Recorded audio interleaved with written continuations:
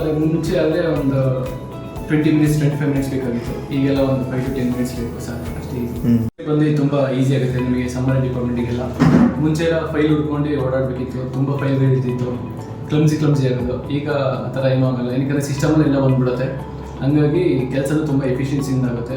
ಆಮೇಲೆ ಡಾಕ್ಟರ್ಸ್ ಹತ್ರನೂ ಓಡಾಡಬೇಕಂತೇನಿಲ್ಲ, ಏನಕ್ಕೆ ಡಿಜಿಟಲ್ ಸೈನ್ ಇರೋದ್ರಿಂದ ಕಾಲ್ ಮಾಡಿ ಹೇಳಿದ್ರೆ ಸಾಕು, ಎಲ್ಲೇ ಇದ್ರೂ ಸಿಸ್ಟಮ್ನ ನೋಡಿ ಅಲ್ಲೇ ಡಿಜಿಟಲ್ ಸೈನ್ ಮಾಡಿಕೊಡ್ತಾರೆ.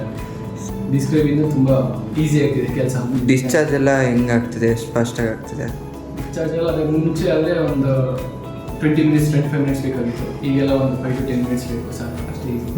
ತುಂಬ ಈಸಿ. ಸಮ್ಮರಿಗೆಲ್ಲ ತುಂಬ ಹೆಲ್ಪ್ ಆಗಿದೆ. ಓಡಾಡೋದೆಲ್ಲ ಮೂಮೆಂಟ್ಸ್ ಎಲ್ಲ ಹೆಂಗಾಗಿದೆ? ಏನು ಓಡಾಡೋದೇ ಬೇಡ, ಮೊದಲು ತುಂಬ ಓಡಾಡಬೇಕಿತ್ತು, ಓಡಾಡಿ ತುಂಬ ಚೆನ್ನಾಗಿ ಬರೋದು.